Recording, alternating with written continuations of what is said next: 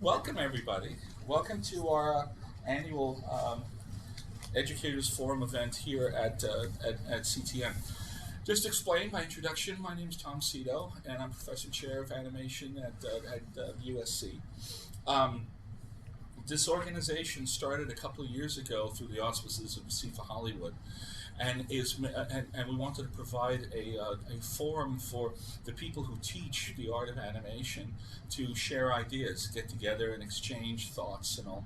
And so we have a presence online, and then we occasionally have these face-to-face meetings. And I always find it kind of fascinating because I always think it's interesting that animation professionals get together and they talk shop and whatever like that. And animation teachers hardly ever. It's not really that and yet we're all teaching the same thing. So why can't we just get together and just exchange ideas and techniques and talk about what's going on, especially since the way our business is constantly evolving and how we've gone from a marginalized kind of art form. When I started in the 70s, there was animation, and then there was grown-up movies. Real movies, And now, animation is all ubiquitous in the way we experience modern media. So this forum has been a platform for people to just kind of get together and talk shop.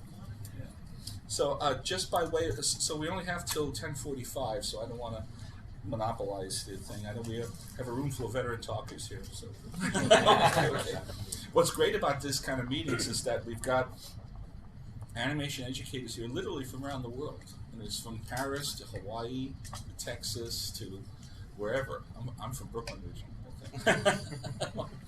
But and it is fascinating. Previous years we've had educators from Scotland and Australia and Malaysia and Taipei, and so it is very interesting to see the spread of people all teaching this curious medium we love so well.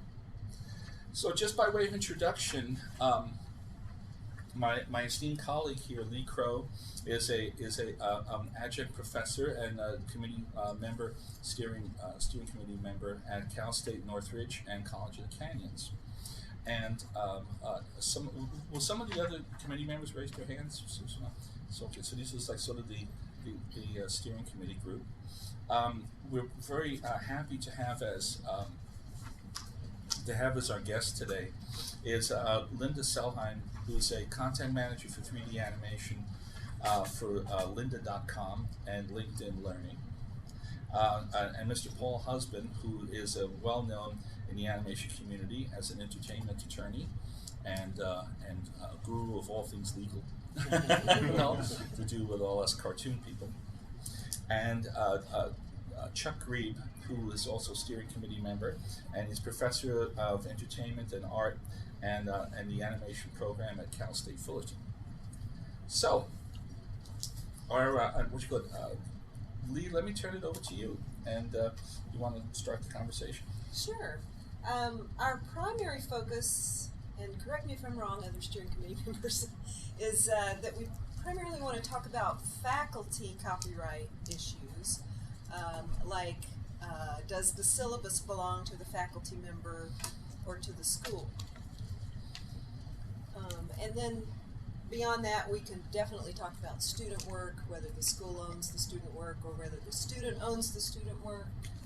And then a lot of helpful hints we hope to share amongst ourselves about teaching students about copyright. What's okay to use in the classroom? What's okay to use on their demo reel? What's okay to use in a lesson as long as you don't take it out of the classroom and let anybody else see it? Is that even okay? So on and so forth. Yeah, I think it's interesting that I know at USC we use a number of professors who a lot of times do a lot of private lectures, sort of like celebrities like Bruce Block and Leonard Maltin, and some of them are very specific when they're teaching that you're not allowed to record their lectures, like they won't allow any recording of their talks. And the issue comes up of your syllabus. Do you own your syllabus? Does the school own your syllabus? I know there's always universities that are in developing their own animation programs and all contact you all the time, and they're like, "Can we see your syllabus?" Basically, they want to copy it, and use it, But just like, what's the individual rights of the instructor, to his own intellectual property? Which is a good question. Paul? Let me jump in on that one. Yeah. But first, let me tell you about somebody who once said that they wanted a one-armed lawyer. And I said, why on earth would you want a one-armed lawyer? He said, well, when I have a legal problem in my business, I call my lawyer, and I ask him the question, and he tells me the answer, and then he says, but on the other hand, and that's when it starts to cost me money. So there is another hand. Coming to the syllabus, it can be affected by your contract with your university. But say there's no contract, or there's no written contract, or that it's not addressed in your contract, I believe the better view is that it belongs to the professor. The basic rule in U.S. copyright law is the creator is the owner of the work, and you own it as soon as you fix it in a tangible medium of expression, and you get federal statutory copyright when you fix it in a tangible medium of expression. Now, you get more rights if you register it. So if it's a serious work that you may do something with, it is worth registering with the Register of Copyright. What about the Writers Guild? That's okay, but it's not nearly as good. The Writers Guild lets you prove when you created it, but it doesn't give you additional rights. Registering it with the U.S. Copyright Office does. It gives you the right to get statutory damages. It also gets you the right to recover your attorney's fees in an infringement action. But back a little bit. Is it a work for hire? The work for hire, that's a hot doctrine. And there are two ways you can get a work for hire. One way is if the creator is an employee in the common law sense of the person for whom the work, or entity for whom the work is being done. And it's a 20-factor test, and actually in California, there's one test for the feds, the IRS, there's another test for the Franchise Tax Board, that's the state of California, and actually there's a third test for the EDD and the Educational Development Department. Their test is if the worker has breath and a heartbeat, they're an employee. But why does it make a difference? For a work for hire, if you're an employee hired for the purpose of creating such works, if I hire Lee to paint for me, I want 6 paintings. I want them all landscapes. And she says, yes, okay, I'll do that. And we have a written contract, and it has the magic words work for hire in it. Then I am the author for copyright purposes. And actually there's a difference. With the work for hire, the term is longer. You get either 95 years from when the work is published, or 120 years from when the work is first created, whichever is first.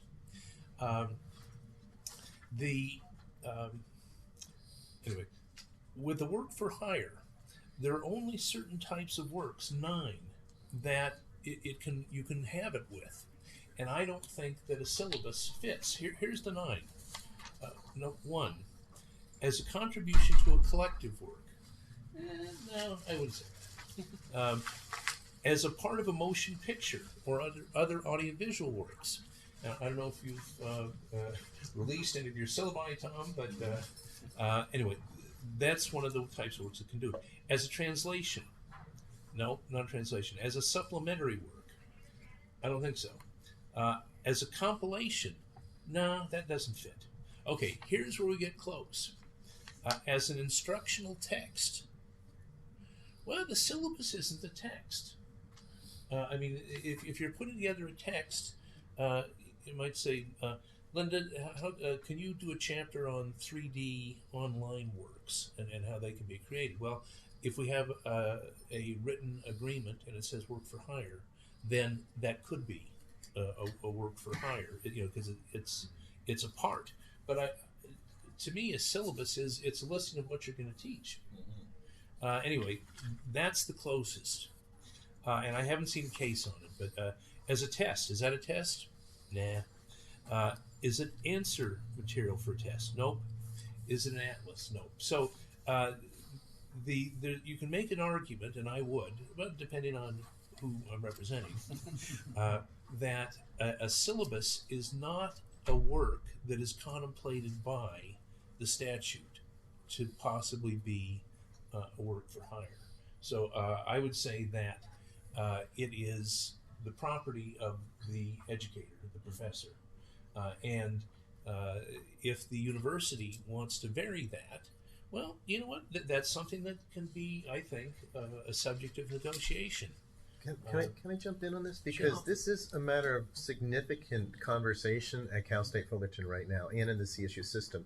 And that issue of work for hire, that is how our contracts describe our contributions. And it's more than the syllabus. They're extending this to lesson plans, to online materials that are being presented. And the claim that's being made right now is that the university has 100% ownership and the creator has 100% ownership.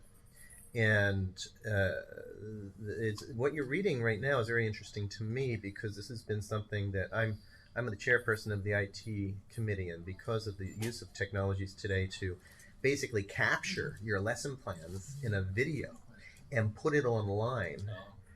In the past, this idea, again, then the assumption has been the 100% ownership of both, but it has almost never been enforced by the university. Apparently, now I don't know case law, but what I've been told is when it has gone to court, that the courts have ruled in favor of the university when a professor has tried to claim that they don't have ownership of, and this goes beyond the syllabus. The syllabus is a part of it, but this goes beyond it to lesson plans. And I know that there was they've been doing video courses for decades, which are kind of a precursor to this online content, which is a much more sophisticated and flexible medium. But we had a video course, or a course that had been put to video by the faculty person, and that faculty person, I think it passed away, but that course was being taught for like 2 decades with those materials. So this is an issue. That was my question, because I taught online for a while. It was more of a old school online with a forum type thing, but and I'd love to hear Linda's comments on this too. Once you film the course, and current online teaching is not just, some software recording you while you talk to the class. They are elaborate online courses at some of the universities that are entirely produced. They are produced, and that's in your list of things that says that it could belong to the university because it's produced. And the theory that the university put up the funds to make it gives them some kind of connection to it. So with the growing online teaching of especially the digital end of the animation industry, how does that affect ownership of teaching materials, which in the past you used eventually to turn into a book to try to at least promote yourself in your tenure, if not make some money, since textbooks don't make much money. Okay, excellent points. If it is put in an audiovisual work, that's different. That does put it into the category. Before going on, Professor Littell Herrick heads the program at Woodbury, and she's got a very enlightened program, an excellent program in my opinion, with the students vis-a-vis the university. But what you ought to do is negotiate. Maybe, if you're with Chuck, then you've got some clout, but even individually, say, look, I want to own my work, but I tell you what I'll do. I will give you, the university, a license to use the work and grant them a license that is big enough to accomplish all of their legitimate needs and interests. And it's fair for them to have something if they're paying a salary, but it's also fair for you to be able to keep the fruits of your labors. And so what I would argue with the university is, look, it's my work. I don't want to give it to you. I'm willing to give you a license. You can use it. You can teach with it.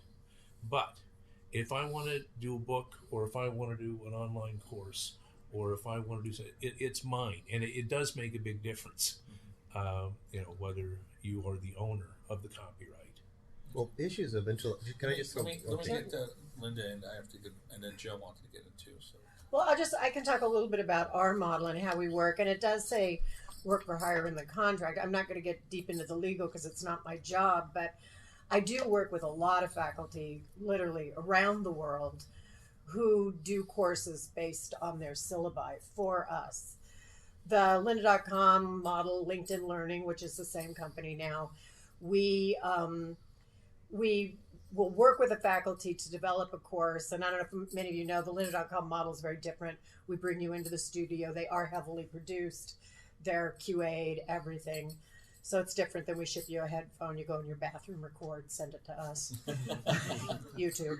But we own the rights for the course in a sense. We own just exactly what that is.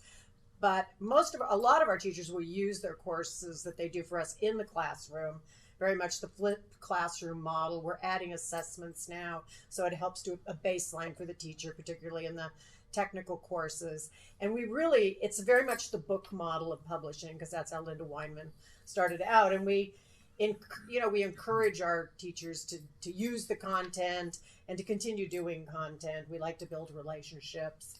And, if you continued to teach it in a course, that's fine. The only place we have a problem is if you did the exact same course for us with the exact same title, the exact same content, and went to a competitor.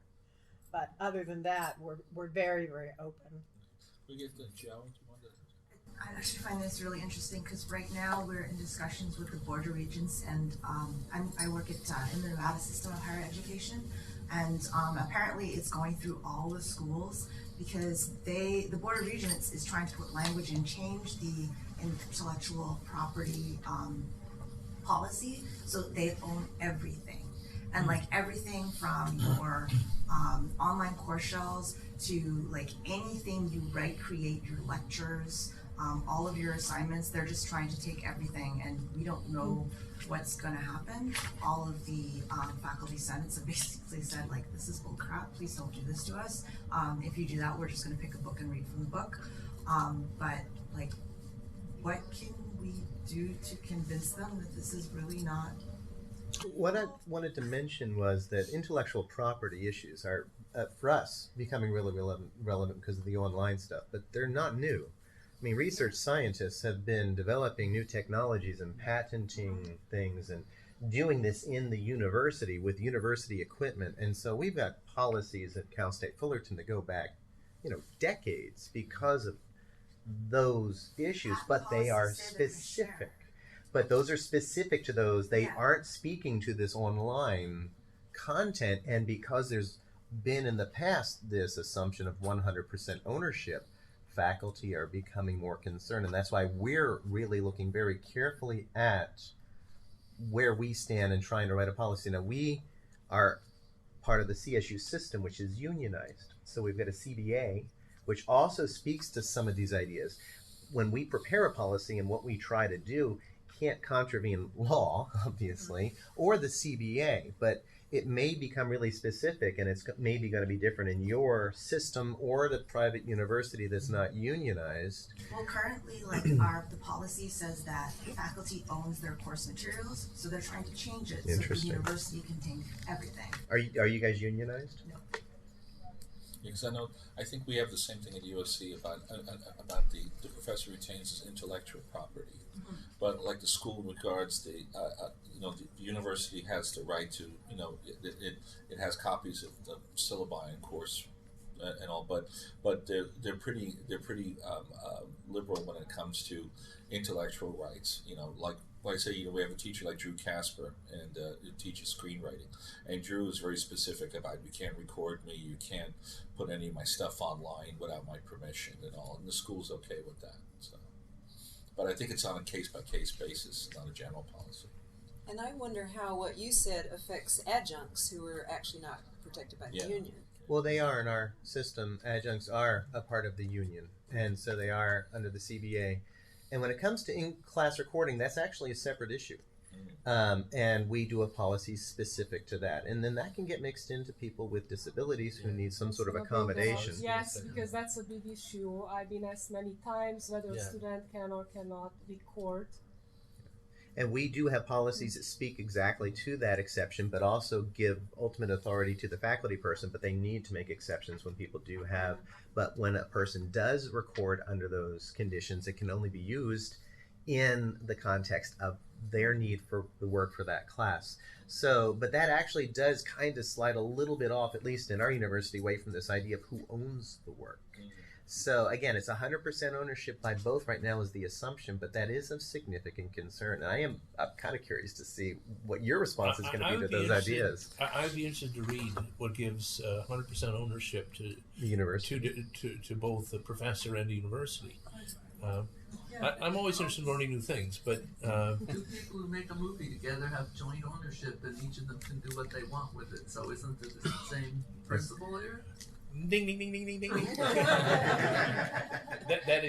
That's exactly right. That's the joint author doctrine, extended by what was called the 12th Street Rag doctrine.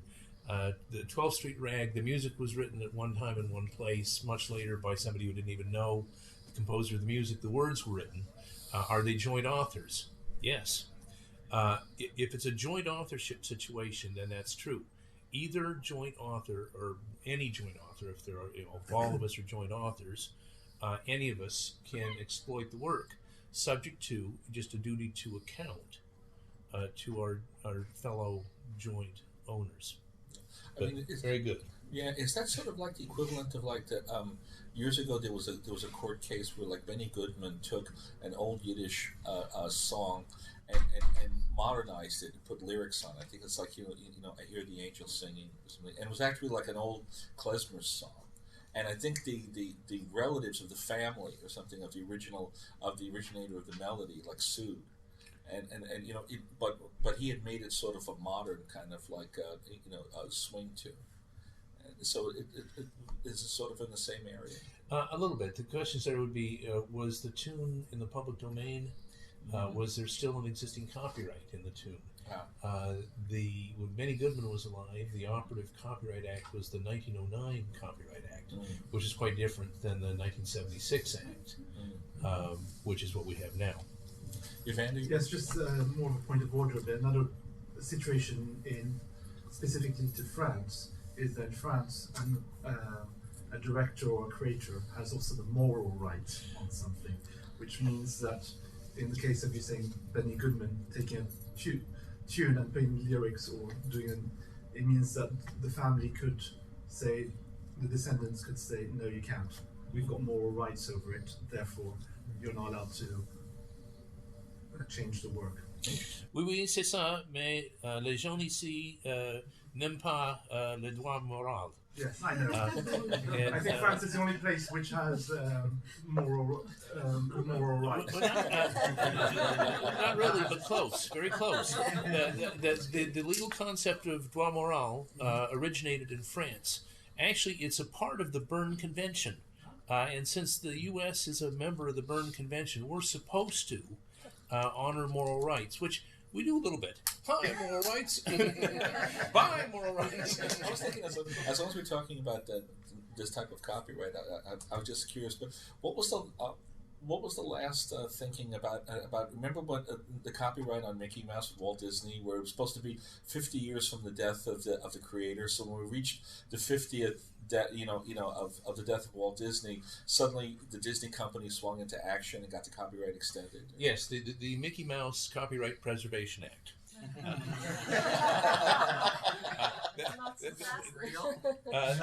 Well, that's what a lot of people called it. Actually, it really is real. That's why it originally was 50 years for work for hire. Now it is the shorter of 120 years from when it's created or 95 years from when it's published. And some people are going to take a shot at that because in the U.S. Constitution, it says copyright is for a limited time. Now the question is arisen with some, is 120 years a limited time? I think not. I'd make it shorter. Now, this is my political prejudice, but I'll just tell you briefly. My political prejudice is we should give enough protection so that original creators are compensated, but not so much that we deny the ability of these same creative people to use things that have gone before. You know, it's the midget standing on the shoulders of the giant. Anyway, so yeah, I know that we have a thing. I mean, one of my old, I went to school after college at the Art Students League, and one of our things was we had a professor named Robert Beverly Hale, who was the successor to George Bridgman, and he taught until his late 80s. I think he died in around 1988, but before he died, he put all his lectures on tape, like they recorded him, and the league now, you know, distributes that. So he's dead and gone and everything, but his lectures are still, you could look them up online and everything. So That, I think, right there is what's making this such a significant concern today. Because whereas you, as the individual, house that special information, you're that faculty person, that intellectual property, if you want to call that you bring to the university and the classroom, can almost effectively be recorded and then used. Again, the sophistication of the technology we're using today, that's what's got people concerned. And I know that, and this is interesting, because at our university, which is governed by these contracts and stuff, but they put out grants, and in the grants, they wanted people to develop online content, but they wrote that the university would own it. And this put me and quite a few other people off from even applying for the grants, because it was like a couple $1,000s. I'm like, I'm sorry, but it's not. That's far too low of an amount if you're going to own this piece independent completely of me, which is what they were effectively doing. And our university currently does have a clause in the intellectual property that says if they have provided excessive support or some, I forget the exact wording, then they are going to have ownership of what it is that you create. So again, this is, I think, that's why it's becoming such an issue today, and I think why it's worth talking about here, because it's changing the way education and those materials are preserved and presented. There's extensive piracy. I mean, we have a huge piracy program, so down to individuals doing things. We find our courses on Udemy and a lot of the other sites where people are allowed to just post, and what they'll do is they'll do a really quick front end and that looks like them, and then our course will be the whole back end. And so daily, my authors and instructors will be shooting emails to me and say, hey, I found this in Bulgarian site, I found this here and there. And so, I mean, I think that permeates the whole system. I have heard of some universities when we were doing reviews that in some classes the instructor will actually tell the students, go online and look up and this link, and it'll explain Maya to you, or it'll explain Photoshop or something. So it's basically like, well, why am I going to this school if you're just gonna tell me to go to a link? You know, it's just kind of weird. One other thing is a lot of the schools in our big enterprise academic area build courses in. I mean, we encourage faculty if they want to, do a course, but I know for a fact Full Sail and Art Center have actual courses that point to lynda.com, and a lot of that's very foundational training where, it's 2017. I don't know that anybody needs to stand in front of a classroom and say, here's the move tool, and real basic training like that. Yeah, CSUN is connected to Lynda as well. Yeah, we are too. Yeah, and so it's encouraged the faculty use that tool and not spend the time in the classroom to do those things, but get on concept. Baseline. I'm just pointing. Oh, I'm Bennett? sorry. Yeah. No, we want everybody to. One of the things that we're encountering right now is that we have a lot of professors that will go online to social media like Facebook, create a group, and this is to allow students to post their work up, they'll critique it, they'll even post up tutorial videos as an answer. But because he actually included the school's name as part of the group, the school tried to claim, say, we won't control that content. And what he wound up doing was switching it to a private group. And under Facebook laws, that actually says that if it's a private group, then no one else can, from the moderators can have control over it. So that was an interesting thing, is that a lot of people now are creating, not just online content, but social media and such. Now, some of the schools are trying to well, because you're using our name, for that because our students are associated with, we want to control the content or we want to own the content. That includes tutorials that it would create specifically for the students and answer questions. Well, can I just share something personal that involves Linda and I've been teaching Cal State Fullerton for some time, and I created a curriculum, and then she was with Autodesk, and she contracted with me to effectively write my curriculum up that they then sold. So I kind of sold it to her. I didn't give anything to Fullerton. Is this on recorded now? This is being recorded? And that was like over 400 pages of material. You went way overboard. It was fabulous. So you're kind of talking about the thing that gets to me. So you can copyright original stuff, but there are knowledges that are general knowledge. How does anybody claim to own an understanding of the process of animation? And where does the edge fall between Maya made this software, but I'm the pro user teaching this software? Isn't this? It's like how? I maybe can't put Woodbury stamps on my syllabus, but if anybody owns my Principles of Animation class, it's Frank and Ollie, you know, because I'm teaching the 12 Principles of Animation. How can the university claim to own any of this stuff? I can't claim to own it, so how can they claim to own it? I think that's a good question for a lawyer. You've asked two questions. The two go in different directions. Let's go to the first one first. What you've described is the classical idea versus expression dichotomy. No one can own the idea. No one can own how you do a brush to get a certain effect. You can't own Steve-O Willie was the first sound cartoon. It was. You can't say I own that. Well, but you can own your expression of it. Maybe you shouldn't own. You don't own how to do a certain technique. But as you explain it, your expression of it, that you own. So that's the answer to that one. When we get back to work for hire contract, basically, you've got to wrestle. I mean, you're from a private school, so you're not going to get the power that Chuck's group would have. But team up with Tom. I mean, it's a matter of convincing your powers that be in your university. Well, and all you need to do in a private university is have a change of president, and all your convincing goes out the door. Okay, and so actually, the rights agreements I put in place when I started there are surviving because precedent. Right now, they could stop having students sign them, and the students who did sign them would still be covered. This is an ownership of student films. When I started at the university, research universities, not picking out any of them at the table, tend to already have IP ownership rights in place, and so they view creative works as in the same way as research, and they own the creative works of the students. Now, most of those works aren't valuable, and they're usually pretty nice about it, and help them get into. But was Lucas's first film valuable? I don't know.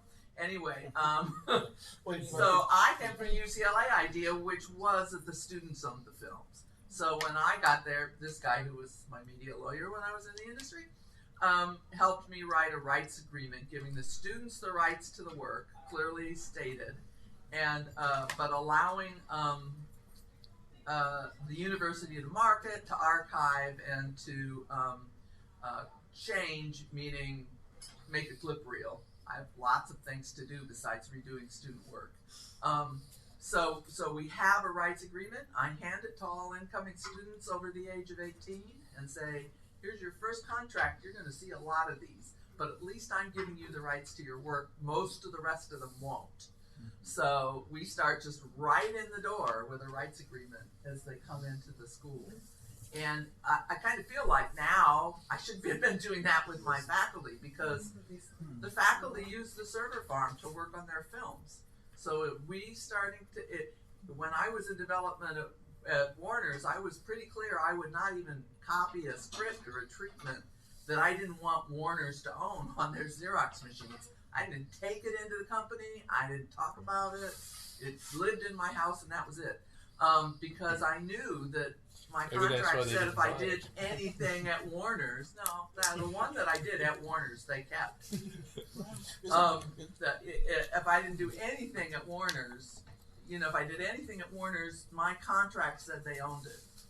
And I feel like there's a dichotomy in my business learning and my school learning, and the academy has a different approach to it, but I personally would think twice at some universities about using university equipment to make my personal projects. It's an interesting concept too. I was curious about because I don't know what's CalArt's policy about student film, because thinking about it, Powerpuff Girls was a student film, it's a thesis film. Johnny Bravo and Dexter's Lab were student films. They were thesis films that were later developed in a TV series. So does CalArts didn't get a cut of that? From what I know. I don't know. For the resume at Woodbury, so the students own their work. Does Woodbury have permission to use that work to promote the program? Well, that's the point of the rights agreement. I mean, the reality is the students own the work, and a little paragraph in the catalog is not sufficient to overwrite a student's copyright. They made the work, they own the work. With no existing copyright agreement, then that's the truth. By making a rights agreement, I gain rights to use their work use clips of their work on the website to market, or pictures of their work in brochures. I gained the right to show it in classes after they've left, but not for money. And I gained the right to archive copies of it because my accreditation requires it. So those are the three rights we hold back, and they're non-exclusive. They can do anything else they want with the film, but those are the rights we hold back. I attended a school and then worked at a school that had two different policies on that. Savannah College of Art and Design makes you, and I was in the illustration department, so it was all wet traditional media. They required you to put a sticker on the back of everything that you did that said it belonged to them. Wow. Yeah, so SCAD owns everything that their students do. The Art Institute, on the other hand,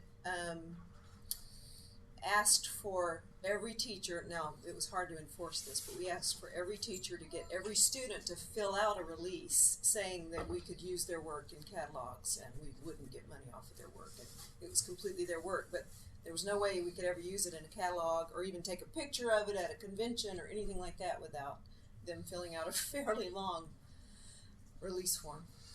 Yeah, we did that at Cal State Fullerton, but USC, I was a student there, and I'm sure Tom can give you that perspective from the other side, that they own everything we do, but they also paid money. They have budgets. They give you a budget. They gave us, and this was back when it was on film and processing is expensive. Okay. I think they give you a fairly good amount of money to produce all your films. And then they own it, but they also would submit it to festivals for you, and they'd pay the fees. So to me, there was this reasonable exchange, I guess. I felt.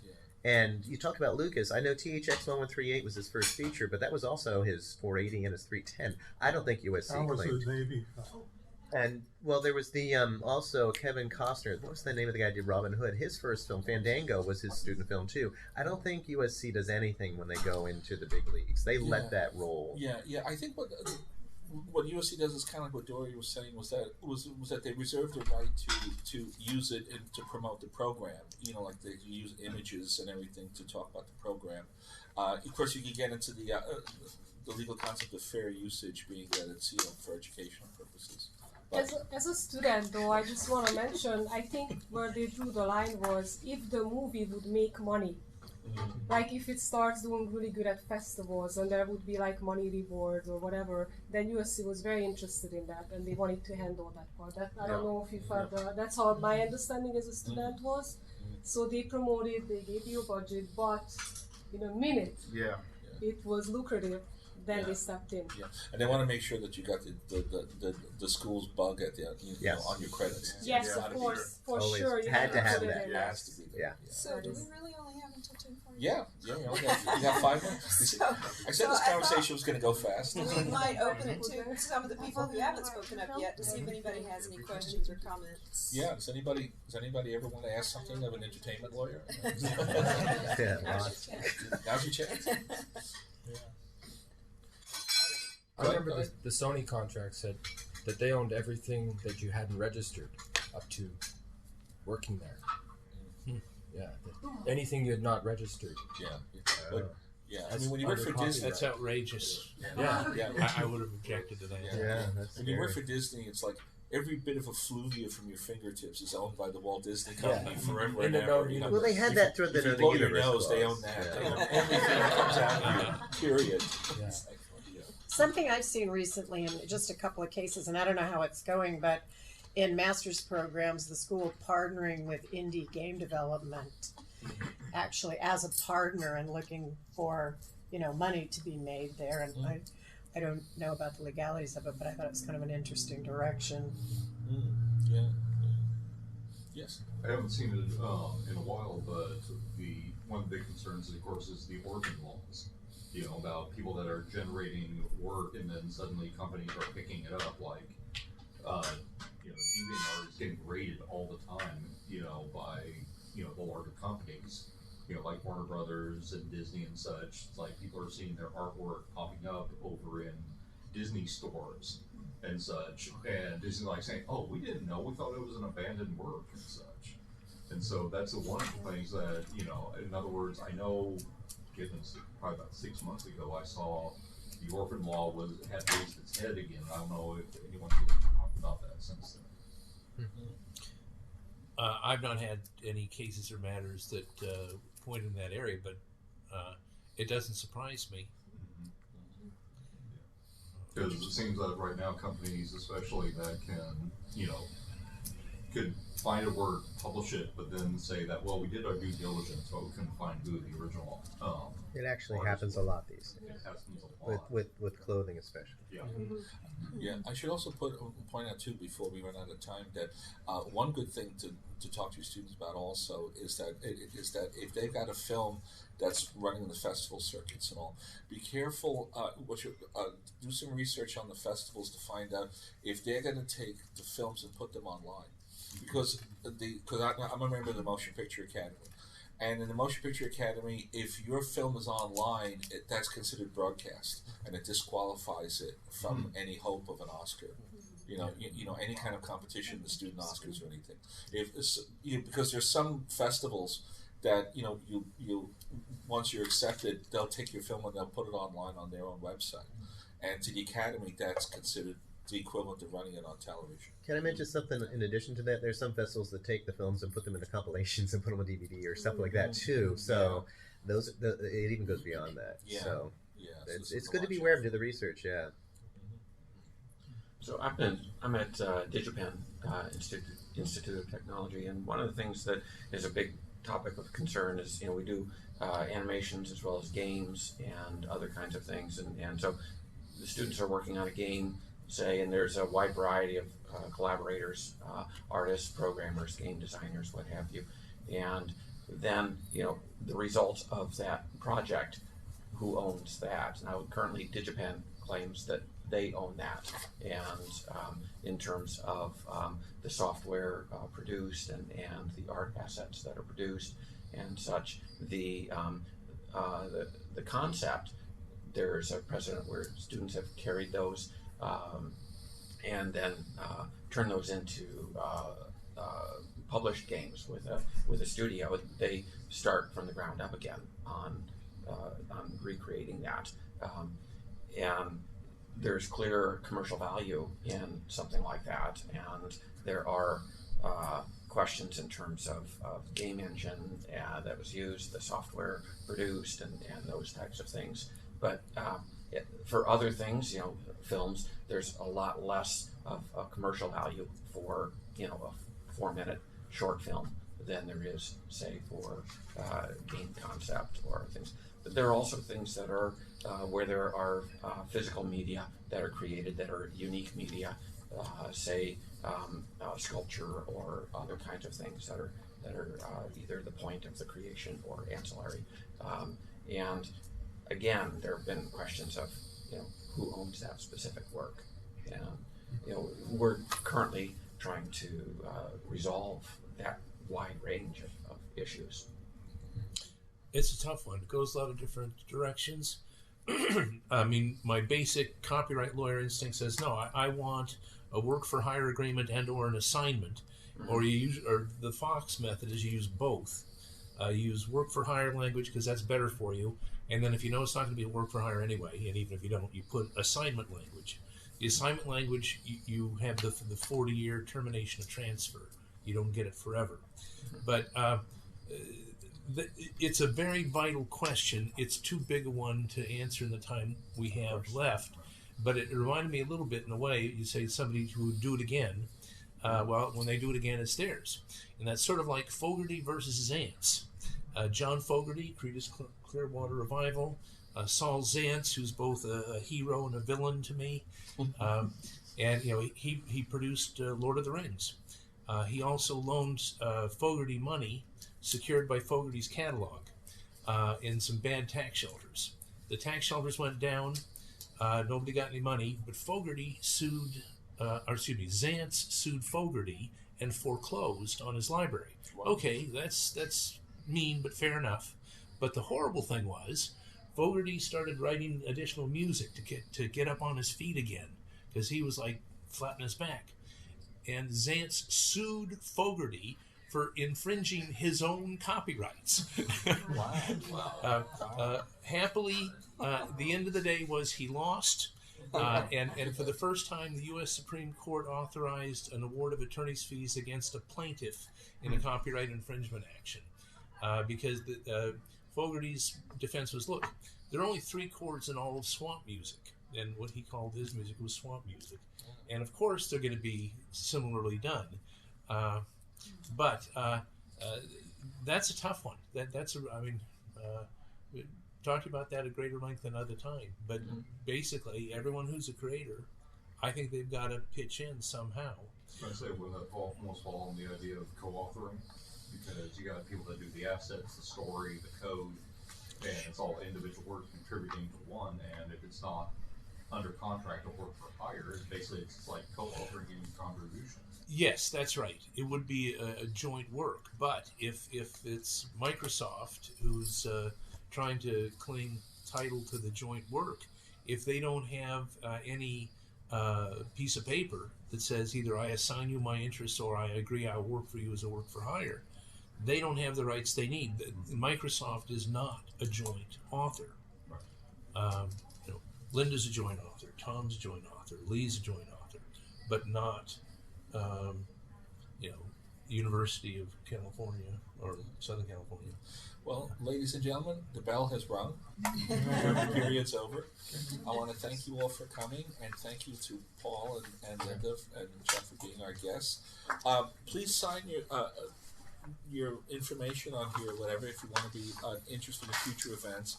We usually do stuff at SIGGRAPH, and we have a general membership meeting as well as CTN.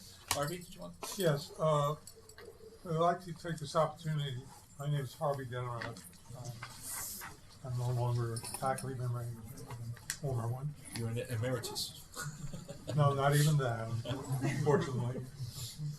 The steering committee, in its wisdom, and with the support of ASIFA-Hollywood, I'd like to announce that we're going to have a first round of faculty grants to complement our student scholarships. And these are going to be at a minimum of $5,000 to go around, probably in $1,000 increments. And look for our website, which is on your sheet, says animationeducatorsforum.org, and for all the rules. And this is available to both full-time and adjunct faculty, and it can be used for research purposes, for helping create works of art. I don't think we have any rights to them.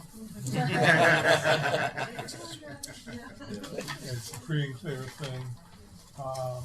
And it can use things like going to a conference if it fits in with your schedule or something like that, or hiring someone to help you with a film or whatever it is that you need. And details will be posted. Yeah, I'd like to say too that this is a trial run to see how it works. We started out with a larger amount of money for students, so we give $30,000 worth of scholarships every year to students. So watch for that. And as soon as we get through this trial year run of faculty, we hope to expand the faculty grants as well. So, in case you wonder where the money you pay to ASIFA goes to the students and as well as to the Annie Awards. And we feel that the faculty awards are increasingly important at a time when a lot of schools are cutting back on giving grants. And if anyone's interested in more information about doing courses with us, grab my card. We will only own that expression of it. I learned today. Okay, thank you all for coming. Thank you.